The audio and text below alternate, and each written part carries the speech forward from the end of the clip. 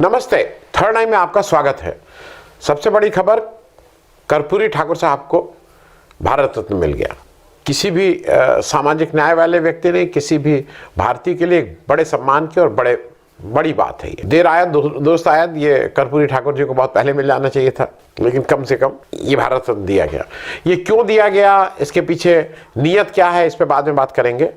लेकिन सबसे पहले बात ये करें कि जब ये सम्मान दिया गया, उसी के साथ साथ आज मोदी जी का, मैं अंग्रेजी के दो मैंने पत्र पढ़े, टाइम्स ऑफ इंडिया और इंडियन एक्सप्रेस। मोदी जी ने अंग्रेजी में एक बड़ा लेख लिखा है। तो पहली बात तो वो लेख, भाई मतलब इतनी बढ़िया अंग्रेजी मोदी जी लिखते हैं। मुझे लगता है कि एंटायर पॉलिटिकल साइंस के साथ साथ अगर मोदी जी उस समय इंग्लिश में भी अगर एमए करते तो भाई ये अंग्रेजी तो देख के मतलब विद डिस्टिंक्शन या किसमें वो करते, क्योंकि बढ़िया लेख लिखा है अंग्रेजी में।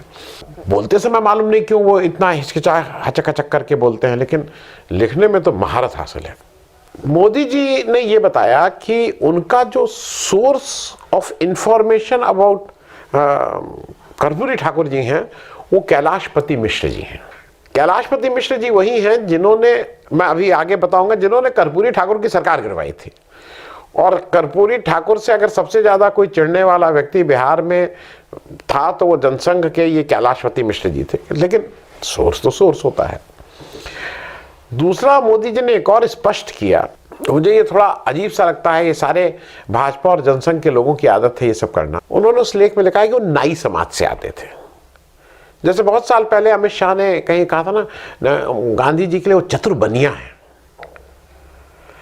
मतलब इस जात को रेखांकित और बोल्ड और हाईलाइट करने का जो भी था। फिर उन्होंने लिखा मैं भी बैकवर्ड जात से आता हूं। हालांकि मोदी जी ओरिजिनली बैकवर्ड, मोदी जी पैदा बैकवर्ड जात में नहीं हुए थे। मोदी जी ने जब चीफ मिनिस्टर बन गए तो अपनी जात को बहुत दिनों बाद खुद ही बैकवर्ड घोषित कर लिया। उससे पहले वो बैकवर्ड नहीं थे, ये भी मैं बता दूं। तो Modi ji was not born in a backward class. अब मोदी जी उसको मानते रहते हैं तो भाई मानते रहिए। मोदी जी ने उस लेख में ये कहा है कि वो सामाजिक न्याय, सोशल जस्टिस और सिंप्लिसिटी, सामाजिक न्याय और सादगी के से बिल्कुल मोदी जी उनसे बहुत ही प्रभावित हैं। और सादगी पर तो उन्होंने बहुत लंबा लिखा, उनकी सादगी के बारे में, कैसे अपने खर्चे के लिए सरकारी खर्चे से नहीं लेते थे, लड़की की शादी अपने पैसे से खर्च करते थे। उनके फटे कुर्ते के बारे में भी लिखा कि जब ये लोग जेपी से मिलने जा रहे थे तो चंद्रशेखर जी ने कैसे कुर्ते के लिए चंदा जमा करवा के इनको वो दिया, जिन्होंने चीफ मिनिस्टर उन्होंने लेकिन आपको लगता नहीं है कि मोदी जी, आप जब ये तो चीफ मिनिस्टर बन के जा रहे थे, आप जब प्राइम मिनिस्टर बन के आए थे तो याद है ना आपने क्या पहना था? 15 लाख का सूट था कि 14 लाख का था, कि लाख में तो था ही। अब वो 12 लाख का था कि 16 लाख का था, जिसमें नरेंद्र मोदी लिखा हुआ था, देखा गया था। फिर आपने खिसिया के उसको कहा कि तो नीलाम हो जाएगा, नीलाम हो जाएगा। 15 लाख के सूट पहनने वाला व्यक्ति एक फटे कुर्ते की सादगी बयान करता है, तो ये उनका माखौल उड़ाना है कि ये आप ही को नहीं पता है कि आप क्या कह रहे हैं, कि सिर्फ लिखना है तो लिखने के लिए लिख दिया, क्योंकि आप उनके साधारण घर की भी बात कर रहे हैं। ये सबको ये जग जाहिर है, कोई नया आपने कोई ऐसी नई बात नहीं बताई है। कर्पूरी ठाकुर का घर फूस का था, छप्पर का था, ये सबको पता है। तो मतलब ये मुझे कुछ अजीब सा लगा कि जब आप उनकी सादगी की बात बार बार कर रहे थे। मैं भारत रत्न के बारे में बता दूं, भारत रत्न देश का सर्वोच्च राष्ट्रीय सम्मान बोलेंगे। 49 लोगों को, कर्पूरी जी को लेके 49 लोगों को अब तक मिला है, और उसमें से मोदी जी द्वारा अब तक 6 लोगों को दिया गया। मतलब मोदी जी द्वारा, मतलब मोदी जी की जब से सरकार आई है 2014 के बाद, अब तक 6 लोगों को। मदन मोहन मालवीय जी बहुत बढ़िया, मतलब बिल्कुल। अटल बिहारी वाजपेयी जी आपकी अपनी ही पार्टी के थे, देना ही था। प्रणब मुखर्जी जी, भूपेन हजारिका, मतलब one of the best choices. जितना मोदी जी ने दिया उसमें मतलब क्या क्रिएटिव आदमी, क्या गाया, क्या कलाकार, क्या व्यक्ति। नानाजी देशमुख, पार्टी का मामला, जिसको दीजिए आप, मतलब नाना जी को दे सकते थे, तो मुझे लगता है अटल जी को दिया, नाना जी को दिया, तो कर्पूरी जी के साथ अरे आडवाणी जी भी अपने बैठे हैं, ना प्रेसिडेंट बनाया, ना प्राइम मिनिस्टर बनने नहीं दिया, उसमें किनारे कर दिया, प्रेसिडेंट बनने नहीं बनाया नहीं, अरे भारत रत्न देते, खुश हो जाते। कितने जितने दिन का जीवन है, राम मंदिर की देन आपको भेंट करके वो गए हैं, राम मंदिर जिसपे आपने इतना बढ़िया वो सब किया, भारत रत्न ही देते, खुश रहते। मोदी जी को, अरे आडवाणी जी को भी लगता, हम सबको लगता कि भाई कुछ तो गुरु दक्षिणा दे गए हैं, लेकिन ना, आडवाणी जी को तो ये सब नहीं मिलेगा। छठे व्यक्ति कर्पूरी ठाकुर हैं। मोदी जी, ऐसा क्यों लगता है कि आपका सारा निर्णय चुनाव ड्रिवन होता है? मेरा तो जो भी कदम है वो तेरी राह में, मतलब चुनाव छोड़ के आपको और कोई निर्णय नहीं आता है। आपको याद है ना कि प्रणब मुखर्जी को आपने कब भारत रत्न दिया था? हालांकि मैं एक चीज और दर्शकों को बता दूं, प्रणब मुखर्जी से पहले भारत के 4 प्रेसिडेंट्स को भी भारत रत्न मिल चुका है। राजेंद्र प्रसाद साहब, डॉक्टर राधाकृष्णन जी, जाकिर हुसैन साहब और वीवी गिरी साहब को। आपने 2019 के लोकसभा चुनाव से जस्ट पहले आपने प्रणब मुखर्जी साहब को भारत रत्न दिया था, और इससे कितना असर पड़ा कितना नहीं असर पड़ा, क्योंकि कुछ लोगों का कहना है कि बंगाल में इसमें कोई वोट पर असर नहीं पड़ा, लेकिन दूसरी तरफ जो आपके महारथी हैं, जो सब व्यू रचना करते हैं, अमित शाह साहब, वो 18 सीटें जीत के आए थे बंगाल से, ये भी फैक्ट है, उसको कोई डिनाई नहीं कर सकता है। तो कर्पूरी ठाकुर जी को यहाँ जो भारत रत्न मिला, 1 मिनट, क्योंकि ये जाति होगी अगर कर्पूरी ठाकुर जी के बारे में इतना भी मैं एक बार रिपीट ना कर दूं। 1924 में जन्मे, आज उनका 100 साल की जयंती मनाई जा रही है। आज़ादी के आंदोलन में कूद गए। डॉक्टर लोहिया, जेपी के सामाजिक, मतलब सोशलिस्ट पार्टी के साथ बहुत क्लोजली काम किया। इनफैक्ट मुझे ठीक से याद है, बड़ौदा डायनामाइट के समय जॉर्ज के साथ, मतलब जॉर्ज के साथ इन्होंने वहाँ पे भी बहुत कुछ करने की का प्रयास हुआ था। 1952 पहला जो इलेक्शन हुआ है देश का, तब एमएलए बने, और 1952 से 1985 तक लगातार इलेक्शन जीते। 88 में उनकी मृत्यु हुई थी। 84 में एक लोकसभा का इलेक्शन वो हार गए थे, जब वेव चली थी इंदिरा गांधी की मृत्यु के बाद, जब राहुल गांधी की वेव चली थी। एक बार डिप्टी चीफ मिनिस्टर, अगर मैं गलत नहीं हूं तो महामाया प्रसाद जी के साथ, और 2 बार चीफ मिनिस्टर। आखिरी बार चीफ मिनिस्टर 1900, मतलब जो सेकंड टर्म था 1977 में, जब जनता पार्टी की सरकार बनी, तो उस समय प्रॉपर विधायक दल की बैठक में सत्येंद्र नारायण सिन्हा जी को हरा के, सत्येंद्र नारायण सिंह जी को हरा के विधायक दल के नेता चुने गए और चीफ मिनिस्टर बने। 77 की बात है। उसके बाद उन्होंने सामाजिक न्याय और आरक्षण की बात की, जो बाद में मंडल के रूप में हम लोगों को लगा, लेकिन उन्होंने वो ऑलरेडी इम्प्लीमेंट कर दिया था अपने उस 2 साल के मुख्यमंत्रित्व काल में, जिसकी वजह से यही जो कैलाशपति मिश्र जी, जो सोर्स ऑफ इंफॉर्मेशन हमारे मोदी जी के लिए हैं, वो वित्त मंत्री थे उनके मंत्रिमंडल में।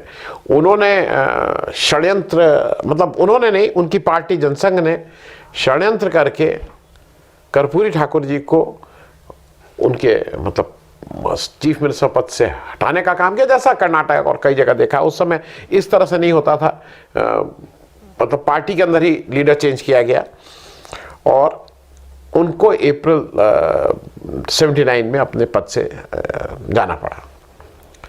ये बात मैं इसलिए कह रहा हूं कि एक ऐसी पार्टी जिसने कर्पूरी ठाकुर जी के उस सामाजिक न्याय के रथ को पंचर ही नहीं किया था, उसको निकाल ही दिया था, उस पहिए ही को निकाल दिया था, वो आज फिट ठोक रही है कि हम उनसे इंस्पायर्ड होते थे। अब एकदम से आज क्यों याद आ रही है? इसमें कोई बहुत मुश्किल चीज नहीं है, जिसको एक फ्रेज बोला जाता है कि कोई रॉकेट साइंस नहीं है। अरे भाई, बिहार में चुनाव है, और बिहार में चुनाव तो और पहले भी हुए हैं, लेकिन बिहार में इस बार चुनाव में ऐसा लग रहा है कि बीजेपी का सफाया हो जाएगा। 2024 के लोकसभा चुनाव की बात कर रहा हूं, तो 19 के चुनाव में 40 सीटों में से 39 सीट जीतने वाली एनडीए। उसका मुख्य कारण जो मेरी वजह से है, वो नीतीश कुमार की वजह से हुआ था। बैकवर्ड के अलावा जो ओबीसी बिहार में करीब 36% है, जो आज, चलिए बैकवर्ड तो मान लीजिए नीतीश जी, लालू जी, इन सब की वजह से इंडिया गठबंधन में है, लेकिन ओबीसी के बारे में बीजेपी को लगता है कि वो अभी भी उनके साथ है। 36% का ओबीसी है। 2019 के इलेक्शन में ओबीसी को एनडीए के पाले में लाने का एक जो सबसे महत्वपूर्ण और की रोल था वो नीतीश कुमार जी का था। नीतीश कुमार को इसीलिए डेस्परेट होके उनके टर्म्स पे जो भी टर्म्स मांगे अपने सिटिंग एमपीज के टिकट काट के उनको लाया गया, बराबरी की उसकी सीटें दी गई और ओबीसी का वोट एक मुश्त जिसको कहते हैं बीजेपी के पास आया, करीब 36%, अति पिछड़ा जो है। अब वो नीतीश जी चले गए हैं महागठबंधन में। अब उनके जाने से ये ओबीसी वोट का कितना, देखिए मेन असली जो सारा मामला ओबीसी वोट का है, जहां से कर्पूरी जी भी आते थे। हालांकि मैं कर्पूरी जी को केवल ओबीसी का नेता नहीं, कर्पूरी जी जननायक थे, कर्पूरी जी अगड़ों पिछड़ों सबके नेता थे, कर्पूरी जी देश में के नेता थे। अब नीतीश कुमार जी के महागठबंधन में जाने से इस ओबीसी वोट पे कितना डैमेज होगा ये डिबेट का विषय हो सकता है। डैमेज तो होगा ही होगा, नीतीश जी के साथ कितने। अब जो बहुत बीजेपी के सपोर्टर लोग हैं, अरे 20-25% वोट चला जाएगा ओबीसी का, जो बहुत है वो कहते हैं भाई 75% से ऊपर ओबीसी उधर चले जाएंगे। लेकिन ये तय है कि ओबीसी का वोट शिफ्ट होगा, जो एक डिसाइसिव वोट है बिहार के पॉलिटिक्स में। और अगर ये वोट शिफ्ट हो गया तो बिहार में बीजेपी को अपना खाता भी खोलना मुश्किल हो जाएगा। ये मैं पूरी सीरियसनेस के साथ आपसे शेयर कर रहा हूं। और इसी का मुख्य कारण है कि आज की तारीख में जो सबसे ज्यादा हमला, सबसे ज्यादा अगर नेम शेमिंग, सबसे ज्यादा नाम बदनाम करने की बात, तो वो नीतीश कुमार की हो रही है। नीतीश कुमार कल तेजस्वी यादव जी और वो लोग साथ साथ थे दिन भर। फिर गवर्नर के यहाँ वो एक भाई प्रोटोकॉल ये है कि जो गवर्नर होता है वो चांसलर ऑफ द यूनिवर्सिटी होता है, कुलाधिपति। तो उनके यहाँ वीसी की एक लिस्ट लेके उनको जाना था, फॉर्मली जाके दिया जाता है कि साहब ये वीसी हमारे हैं इन यूनिवर्सिटीज के, जो भी उसका वो होता है वो लेके गए। अब यहाँ खबर चलनी शुरू हो गई, नीतीश का ऑलरेडी तय हो गया, नीतीश ने वो कर दिया, नीतीश का तय हो गया। अब नीतीश जी जा रहे हैं, एनडीए ज्वाइन कर रहे हैं। भाई कर्पूरी ठाकुर जी को अगर भारत सरकार ने भारत रत्न दिया है, वो चीफ मिनिस्टर की कुर्सी पे बैठे हैं, उनका बिल्कुल दायित्व बनता है कि आप धन्यवाद दीजिए। देखिए मोदी जी ये सब काम कर सकते हैं कि हमारे देश के किसी बच्चों मतलब यंगस्टर्स को पुलित्जर मिले या बड़ा कोई अवार्ड मिले और आप उस पर बोलिए ही मत, देखिए ही मत। रवीश कुमार को मैग्सेसे मिले तो आप उस पर एक शब्द एक बार भी बधाई मत दीजिए। लेकिन एक नॉर्मल व्यक्ति, एक किसी पद पे बैठा हुआ व्यक्ति से ये एक्सपेक्टेड होता है कि वो इस पे धन्यवाद करेगा। और वो नीतीश जी ने किया, उन्होंने ट्वीट कर दिया, उन्होंने वो बताया हो गया, सब जा रहे हैं। नीतीश कुमार को वहां जाके मिलेगा क्या, ये कोई नहीं बता रहा है, ये कोई नहीं बता रहा है। मुझे ऐसा लगता है कि बिहार में कर्पूरी जी की जो लिगेसी है, जो उनकी कमाई है, जो उनकी जागीर है, जो उनका पुण्य है, वो इस समय आरजेडी और जेडीयू के पास है, इसमें कहीं कोई दो राय नहीं है। वो बीजेपी के पास हो ये मुश्किल बात है। मतलब ये वही बात है कि जैसे राम मंदिर का वोट, अगर राम मंदिर पे कोई वोट दे रहा है तो आज वो बीजेपी के पास है, उसमें कोई घुमा फिरा के कहने की बात नहीं है। कमलनाथ लाख बागेश्वर धाम और कहां कहां के जाके माथा टेक लें, कमलनाथ राम मंदिर का वोट नहीं मिलेगा उनको, जितने लोग भी थे। उसी तरह से सामाजिक न्याय कर्पूरी ठाकुर के जो पूरी उनकी लिगेसी है वो बीजेपी के पास नहीं आएगी, कैलाशपति मिश्र जी के लोगों के पास ये नहीं जाएगी। वो तो लालू यादव की आरजेडी, नीतीश कुमार की जेडीयू के साथ रहेगी, कम्युनिस्टों के साथ रहेगी, इनके साथ नहीं जाएगी। अब मैं इसका एक कारण, एक इनडायरेक्ट कारण और भी है जिसकी वजह से इतनी ज्यादा बेचैनी है।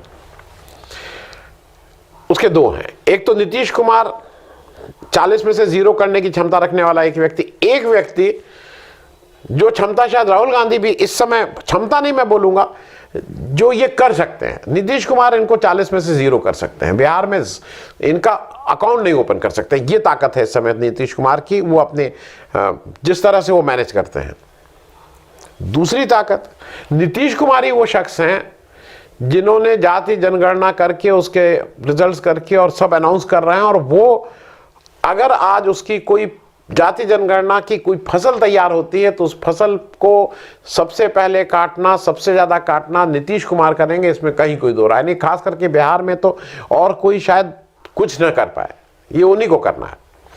उसी तरह से देश के स्तर पे राहुल गांधी जिस तरह से जाति जनगणना की बात, सामाजिक न्याय की बात को लेके अपने इलेक्शन मैनिफेस्टो, अपनी भारत जोड़ो यात्रा में उसको मेन प्लैंग बनाए हुए हैं, वो बीजेपी का नहीं होगा। जाति जनगणना आज बीजेपी अनाउंस भी कर दे तब भी उसका जो गुडविल है वो बीजेपी के पास नहीं जाएगी, क्योंकि बीजेपी उस बात में ईमानदार नहीं रही है। चलते चलते अंतिम बात, मतलब ये कहने वाली बात नहीं है, लेकिन बीजेपी ने जिन भी कारणों से, हम तो ये मानेंगे जो प्राइम मिनिस्टर जी ने फर्राटेदार अंग्रेजी में जो कारण बताए उन्हीं कारण है, ईश्वर करे केवल वही कारण हो। अगर वही कारण है तो और साधुवाद, अगर वो कारण नहीं है तब भी धन्यवाद कि आपने कर्पूरी ठाकुर जी को याद किया और उनको भारत सम्मान से नवाजा। Thank you so much.